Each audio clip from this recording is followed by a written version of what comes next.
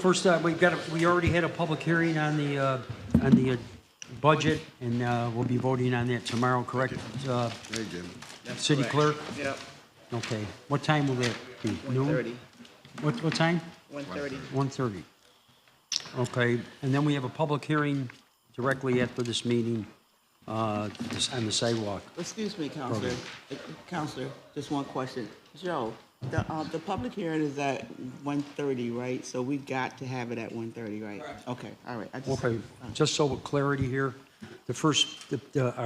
we had a public hearing, this is the second public hearing. We'll be voting on the budget tomorrow, what time? 1:30. We're voting on the budget at 1:30 tomorrow. Public hearing on the municipal sidewalk program will be at 1:30 today. Okay, I don't know if we have any commissioner deeds. Councilor Caldwell. Thank you, Pro Tem Hogan. Blessings to all today on this beautiful rainy day. So I have items 10 through 14, and Commissioner Byrd, would you like to come up? Let's talk about them. Some of them I know. And before you get started, on 11, we're going to hold it because we're going to do a committee meeting, okay? Yep. But you can go ahead. Saisha Bird, 10 and Commissioner 11. of Parks and Recs. I'm actually going to call Steve Harris, our arborist, for 12 and 13. Okay, so we're going, 10 and 11, we're going to call a committee meeting on okay, that. committee meeting for 10 and Yeah. 11, Yes, okay. sir. Mr. Harris? Good afternoon, Councilors. Steve Harris, City Arborist. Items 12 and 13 are requests to enter into agreements with Onondaga County Soil and Water, who is a county authorized agency that we can enter into agreements with. And this would be so they can treat our ash trees as well as treat our hemlock trees. And so there are two separate agreements, one for each. The ash is our standard program that we've been doing. We're gradually we remove about 0.5% of our ash a year, and we treat a portion of our ash every year. Ash are getting treated every 3 years. And then our hemlock, there's a new pest, hemlock woolly adelgid, and this is a program much like what the water department is doing in the Skinny Atlas watershed, treating hemlock trees to prevent that pest from killing the trees. Hey, Steve. What is it? So with the emerald ash borer, what % of the ash have they taken so far? That have been removed? Yeah. In 2010, we had 2,200 ash trees. Where I don't know the exact number, but we have around half right now. So, but we removed half proactively. So we never planned on treating them to begin with. So we took out a cycle, bad condition ash trees or really small ash trees, knowing it'd be more effective to just replace them right away. What is the threat to the hemlock trees? Hemlock woolly adelgid is a pest that's been around for hemlock woolly adelgid. And when you look at the leaves of the hemlocks, it looks like little cotton puffs along the spine of the leaves. And it's totally devastated the hemlocks in the Appalachian Trail, in Smoky Mountains. And they're really important to cold water streams like we have in the Skinny Atlas watershed because they keep the leaves year-round. And we have a small amount in our parks outside the watershed, including Heath Park and Rand Tract. Heath Park has the largest population. Is the hemlock treatment new? No. Oh, okay. These are pesticides that have been around a while, and they're sprayed on the trunk.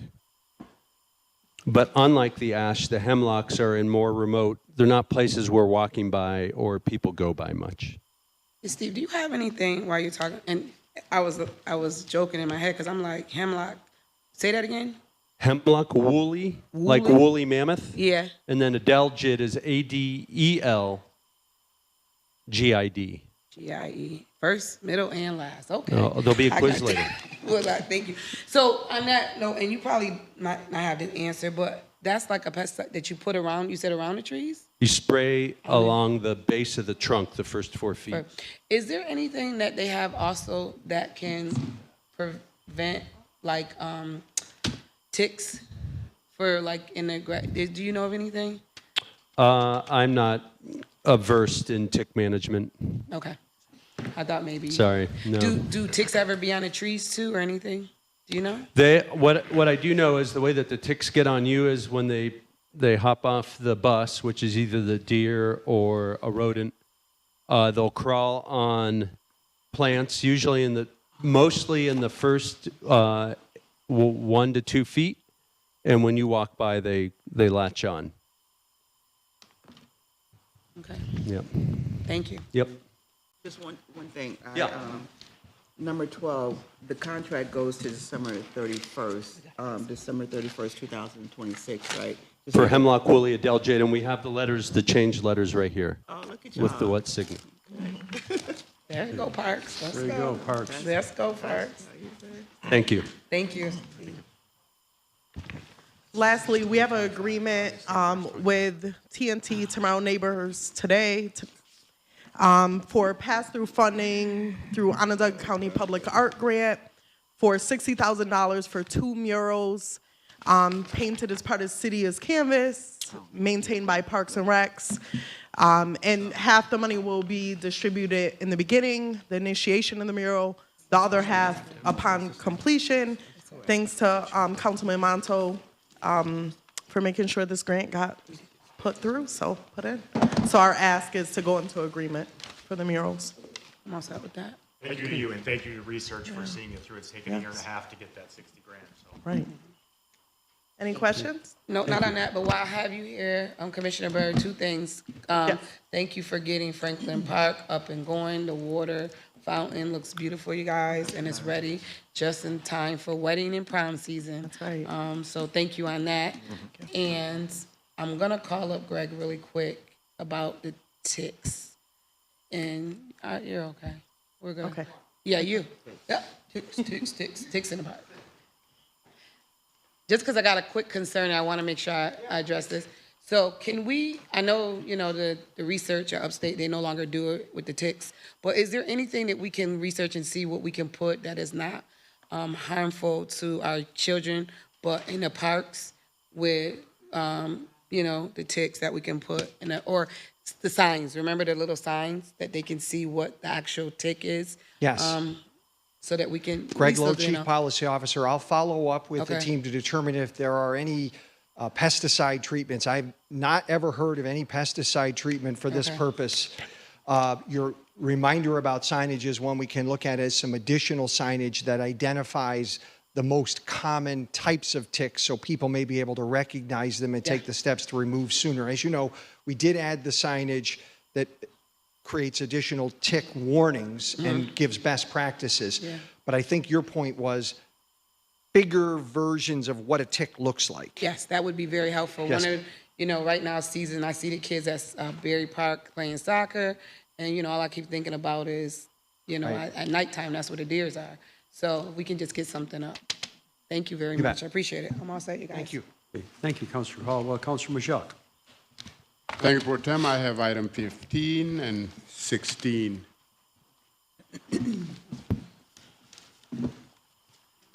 Afternoon, Councilors. Rich Shaw, First Deputy Chief of Police. Item 15 is agreement with New York State Division of Criminal Justice Services.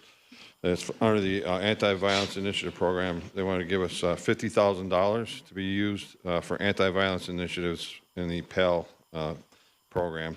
It's going to be used to purchase equipment, uniforms, conduct field trips, registration fees, marketing, and other related expenses. There's no local match required. That's just for 1 year, right? Yes, one-time shot. Any questions? No. 16? Please, Chief Madden.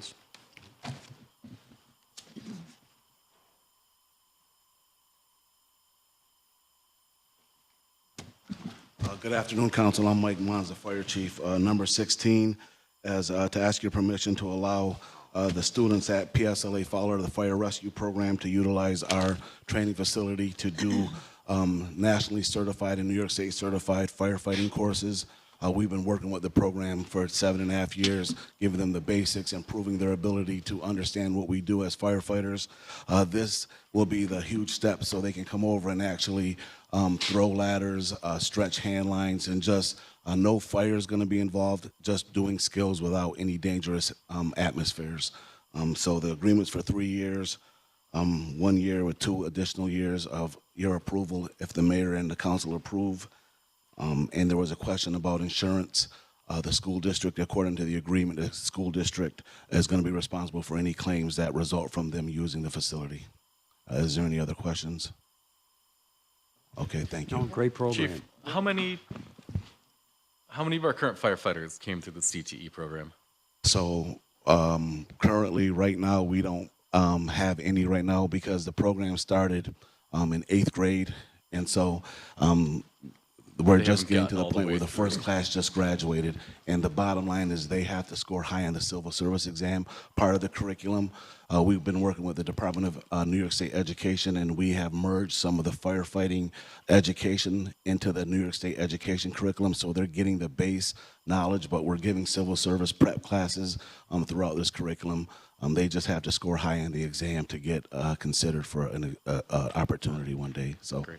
All right. Do we know how many have taken interest at all? A lot of them do. Some of them want to, because the fire services, there's so many different branches that you can branch off to, fire prevention, plan review, inspections. Some of them want to be firefighters. Some of them just want to be EMTs, but there's a core of students that would love to be firefighters one day. So How that's many? the goal. Do we know how many? Right now, I believe there's 22 kids in the junior class, and I'm not sure the seniors right now, but there's definitely 4 grades of students that are involved in the program, and every year we recruit them through the 8th grade, and they pick a pathway to get into the fire rescue program. So you're Thank you all for doing welcome. We this. do a lot of mentoring. The firefighters go over and we do mentoring and coaching. If you all want to go over one day when we have one of those sessions to be a part of it, they always could use mentors and role models. So if you are interested, reach out to me and you could come over some of the days we're over there so you can kind of see what's going on.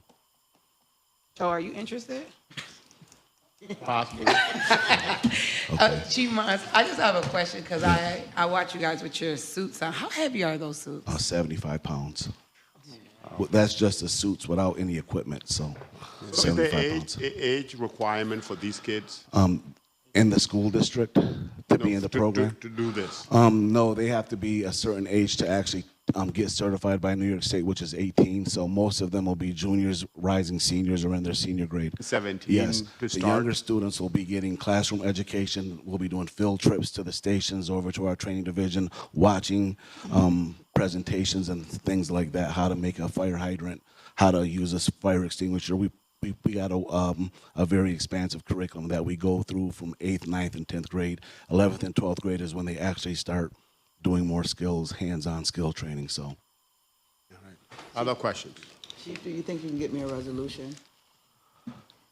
so you need the school district to go vote on this with their board also? Well, or some type of something from the school district. Okay, I will work on that. Yeah.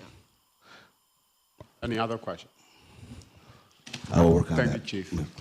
Okay, thank you. Thanks, Councilman Jacques. Thank you, Okay, Chief. you're welcome. Councilor Gathers? Appreciate it. Thank you, President Pro Temp. I have items 17 through 23.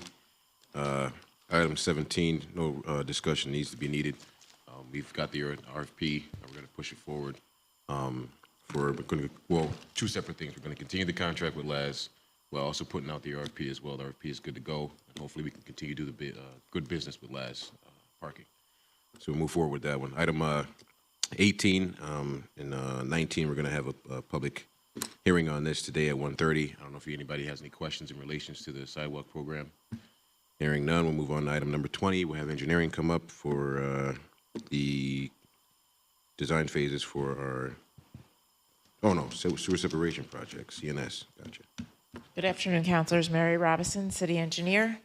Item 20 is authorizing an agreement with CNS engineers for the design, construction administration, and construction inspection for the Sedgwick Combined Sewer Separation Project, which we're in the process of getting a grant for. The total project cost is $13,700,000.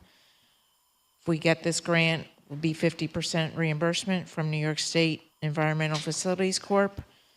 The amount of the agreement is not to exceed $2,295,500.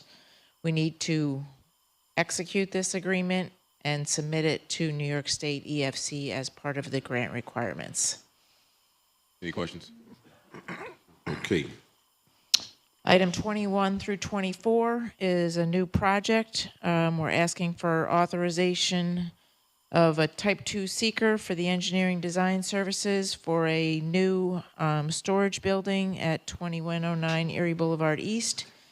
So we're asking for Type 2 action on the engineering design, a bond ordinance, and a project authorization. The engineering portion won't exceed $220,000, and the total project cost is expected not to exceed $2.3 million. Any questions? Just as part of this, will we need to hire a contractor to move the records to this new facility when that happens? Like, I mean, I know we use CHA to move everything into the. Good afternoon, Councilors. Matt Are you OJ, pinch Commissioner of hitting Assessment. here So, for- pardon? Are you the pinch hitter here for? No, I'm a somebody? mover. Oh, you okay? So, we have used building services to move records out of record storage before when we moved from the basement of City Hall Commons to One Park Place. We haven't gotten so far as to determine whether we would use them for this or hire a mover. Okay, so this won't be part of the Moving existing would not be contract the or scope not? of work here, no. Okay, it won't be. No. Okay. Okay, thank you. Thanks. Is that it, Council Gather? Yeah, if there's no further questions, I'll be all set. Okay. Thank you. Thank you, Mary. Okay, I have items 24 through 33. The first two, Jake, and maybe Joe can chime in on this. Oh,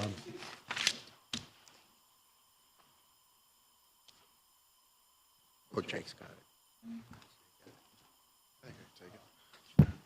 I'll try. Good afternoon, Council. Jake Dishaw, Deputy Commissioner of Code Enforcement and Zoning Administration. So items number 24 and 25, Counselor, I would suggest maybe we speak in executive session with council on that. Okay, I don't think we'll have to do that at the council meeting, Joe. We have executive session today on the settlement. Okay. On the, okay. Item 39, Okay, Councilor Hogan. okay.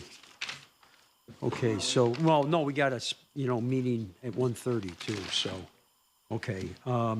Wait till Monday. No, I mean, no, if we can get this, because I have a couple questions on the special permit. Okay? Me too. Okay, so we'll go into executive session on both those. And I think we're all set. Thanks, Jake. And then we have 26, which is the agreement with Rescue Mission. We are looking for authorization to authorize legislation to authorize a purchase and sale agreement of our 3 lots on Seymour and West Onondaga to facilitate development of the Mission Exchange building. I know there was desire to have a committee meeting, some other discussions going on, so anything I can answer, happy to. We're going to hold this. Hey, Councilor Thanks, Caldwell, Counselor. we discussed this in executive session. We'll hold 26. 6 and 20, what, 26? 26 we're holding. 27, why don't you go on? 27, we'd like to request amendment of Ordinance 106 of 2024. That was to authorize a shelter rent agreement at Maria Regina. Home Leasing obviously was proposing 181 units of affordable housing up there after the Mother House fire last month. They've scaled that back. We're going to do 156 units, same terms as before, just a little less liability. So I have a question. So why are we doing less? It's because of the fire? They've lost the ability, I believe, to include 25 units that were going to be in that original Does the department structure. have any update about got on some- that or any talk about a demolition? Michael Collins is Okay, Michael, happy to thank answer you. that. Good afternoon, Councilors. Michael Collins, Commissioner of Neighborhood and Business Development. Counselor, we are in contact several times a week, sometimes a few times a day with ownership and developer. Okay. They're continuing to move forward to find a way for us to make sure that it's a safe demolition that also keeps the project on track. Okay. Yeah. Yeah. Like as far as the renderings for the project, is the building that was on fire, once that's demoed, will that just become like parking space? Or green space. We haven't seen I think this, we have not yet seen exactly what it looks like. We know that it's basically going to be eliminated. They are. But not the one the mother house. Oh, it is green space. Yeah, and Jake's telling me that the plan is green space for the. But the mother house will still be there? Is that the mother house? It was the mother house that burned. The chapel's going to. The chapel will stay. Yeah, that's part of what makes this a delicate demolition is that the chapel is attached on the back, and then the extension that was built, I think in the 50s.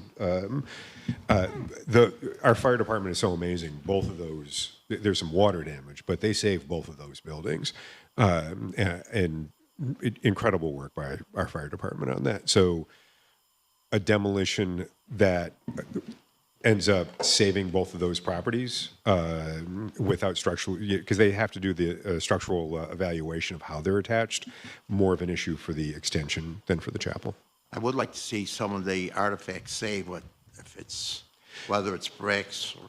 And so, we've worked with the developer and owner and the proposed, we've confirmed with the proposed contractor that there are some artifacts that could possibly be saved. Specifically, we've been working with the nuns that used to live there for that. Okay. Yeah, it would be like the cornerstone, that type of stuff. It's unlikely that there was anything on the interior that could safely Like be the saved. name Convent of St. Anthony. So the sign right across so we've asked about that. Tricky to do, but they have a desire to attempt it. Okay. Any other questions? Okay, then we Thank go you. to 28 and 29. Again, Commissioner OJ. Commissioner OJ, your first time up, no one complimented your tie. Thank you. This old thing? Looking at the haircut, that's It's why. Oh, no. I'm not sure. Less shaggy than usual, but with a lovely tie, I trust. Famous styling criticisms from I know. council. Are we gonna sign Come for the real long-term estate, contract? stay for the sartorial advice. So with 28, we're requesting shelter rent agreement for 901 South State Street. This is East Adams Phase 1. We're looking for 117 units, full abatement, partial payments, 2% escalator. And Commissioner, that was not included last time around? The 2%? This could get a little long-winded. The 2% was included in the request and in the short title. It should not have been in there. There were a number of inconsistencies among the three different parties' written understandings of what the deal would look like. We've since reconciled all of those, and this is how the deal will look. Now we've got it in. We do. Good, thank you. I have a draft resolutions here too. Okay, from the SHA? Okay, so is there any questions on 28, 29? Okay, hearing none, we'll go to 30 and 31, and these are both in my council district, and basically I'm in favor of both of them. It's nice to see Gregorio's is going to be used again. Yeah, Jake Dishaw again, Deputy Commissioner, Code Enforcement and Zoning. Item number 30 is for a Spanish food cafe/restaurant at 427 Milton. It was I think it was a pizza shop for a long time. Checkers maybe at some point, most recently, I'm not It's sure. had a few different iterations. And then item number 31 is, like you said, former Gregorio's at 1641 West Genesee. That's been vacant since they moved out, I believe. Proposal is to establish a hibachi restaurant there. So both very close to each other, coincidentally, with the timing for this, but good for the neighborhood. Thank you.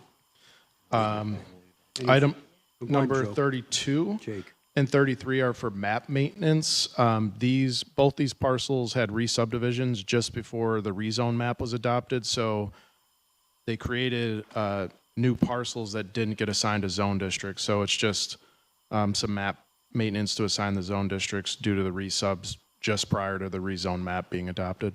I think we've had a couple of these before you already. So it's just getting them online to everybody else. Is that basically? Yeah, it's no different than the surrounding areas. It's just like the land was created with the resub, and then there's no assigned zone district to it. So it's just going through that process to do so. Thank you. Thank you. Okay. No, hearing no questions, Councilor Williams. Thank you, Councilor. Go on, I'll come Okay, back. thank you, Councilor Hogan. I've got items 34 through 39. We will be voting on the budget. Oh, pardon me, yeah, okay. We're voting the budget tomorrow at 1:30. 35 is the citywide revale. We're going to continue to hold. Vicky, is there an update on Paylock? Hi, Vicki Boss, Deputy Commissioner of Finance. Yes, there is. We met with, Leah and I both met with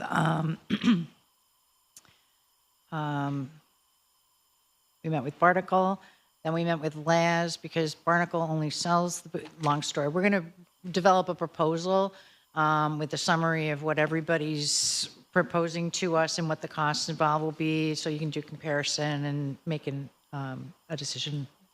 You said Laz might be a player? Yeah, Their they name would is be out there? Yeah, when we contacted Barnacle, they said that, they only sell the devices. So as far as hiring staff, having a vehicle that goes around with a camera on it that does the booting, all of that would be on us. So we reached out to the police department. Do we have the staff? No. Do we have the vehicles? No. Then we have to buy the cameras.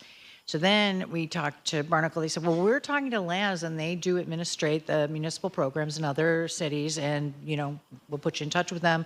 We met with them. We have not received their proposal. That's what we're waiting for, so that we can, show you in dollars and cents, what would it be for Paylock? What would it be with the new proposed vendors? Something about the Laz So- RFP, or the parking garage extension and the RFP. If we're talking about Laz, I'm not sure it makes sense to potentially link them. I don't know. What's that? Well, I'll touch base. Okay. Thank you. Thank you. So what do you want to do with this? We're going to keep holding Okay, this 36. item. Yep. And then item 37. Item Oh, that's 30 us. Yeah. Item 37 is kind of self-explanatory. It's photographer services. We previously approved this with Joel Wren. Yep. And we're just changing the vendor. vendor, and it's an additional 25. Okay. Thank you. And item 38.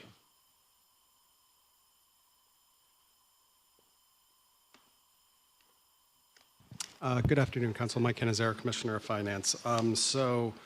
Number 38, we're requesting to increase our procurement thresholds. Right now, our current thresholds are you can buy something $0 to $1,500 with just one quote, or no quotes.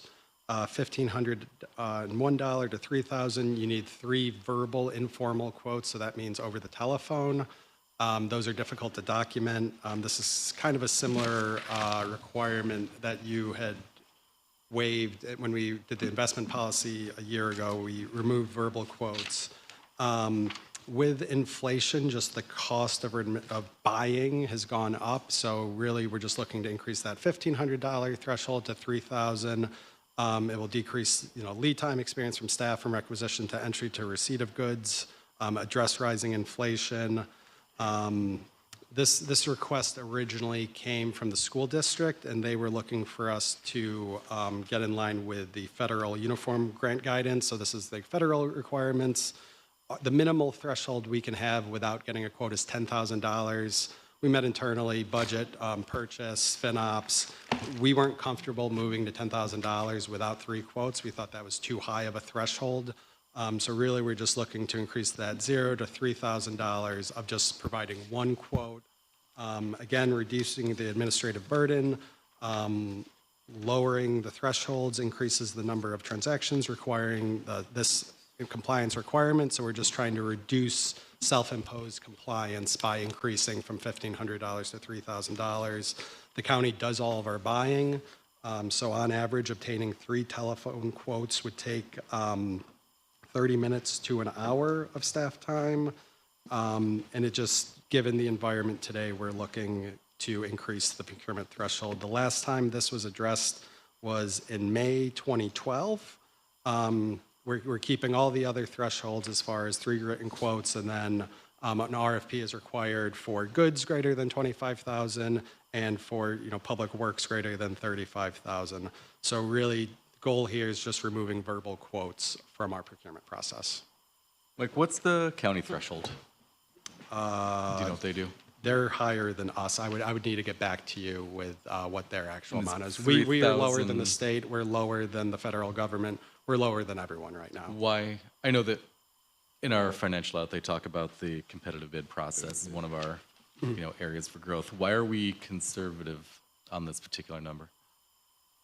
It was brought up to you in 2012, and we haven't looked at it since. I think it's just something that we should be evaluating, maybe not annually, but every couple of years. So really, I think we're trying to clean this up, based on legislation from 13 years ago, if that makes sense. Yeah, thank you. Cool. Any other questions? No. Thanks. And then 39 will be executive session, and I will turn it back to Councilor Hogan. Thank you, Councilor. Councilor Jones-Rouser. Your Pro Tem, I just wanted to circle back to item 33 really quickly, if possible. Just so I'm clear on this, item 33 is the area that's already developed, correct, for Housing Vision? I can confirm that, but yes, I think so. So with the re-subdivision, it was just a pending parcel that doesn't have a zone district assigned to it. So it's just assigning it the R2 zone district. Oh, it didn't have one?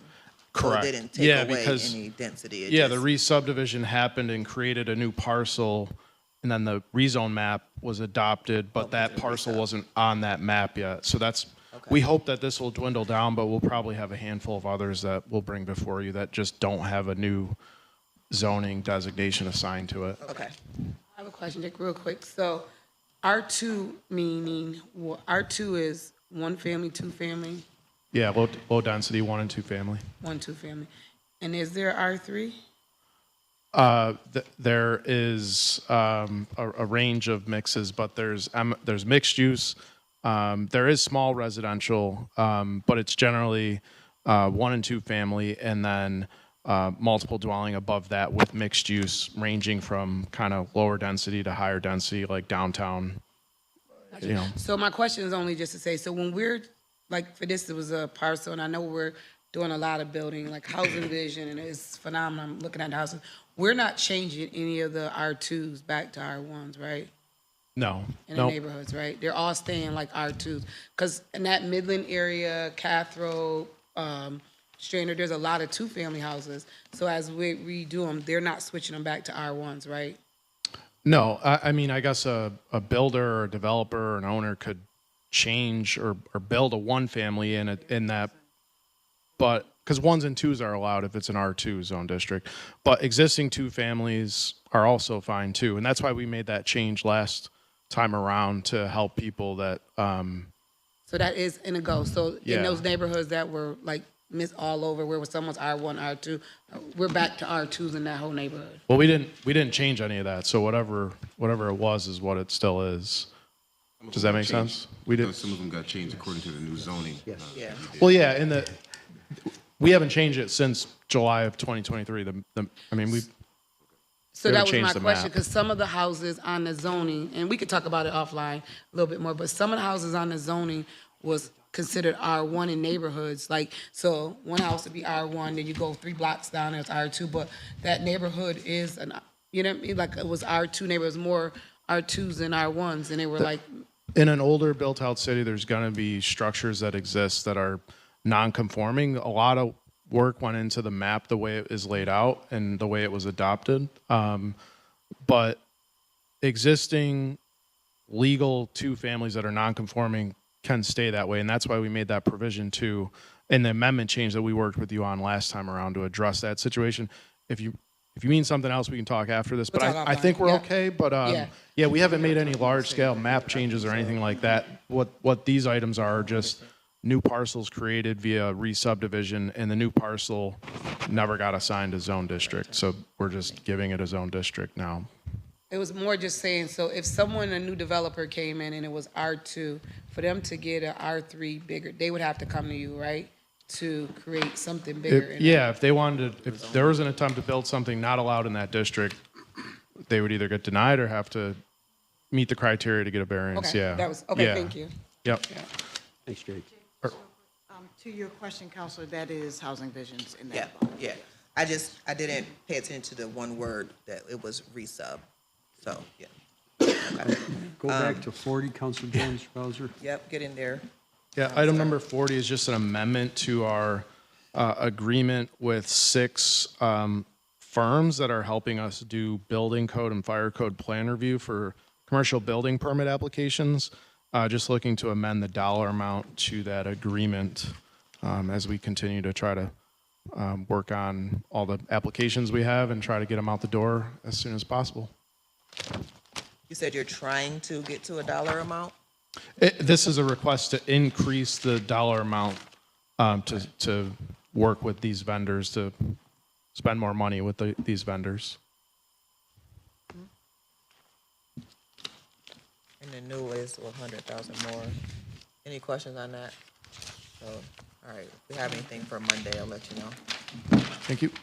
Okay, before I ask for a motion to adjourn, I just want to make mention that we lost a great Syracuse and recently Van Robinson, a very person that this chambers is named after, a long overdue accolade for a man who was a mentor to me. I served on the council with him, a true gentleman in every sense of the word, who tirelessly advocated for the citizens of the city of Syracuse with a way about him that got things done. Route 81 still stands, but it's not going to stand much longer, and that's because of the advocacy of Van Robinson. I was blessed by his presence and his friendship, and we all mourn his passing. And we'll try to emulate him the best we could. So, I'll ask for a moment of silence.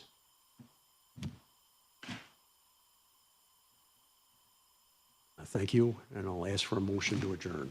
Executive session. Executive session. Motion to adjourn to executive session. Legal advice.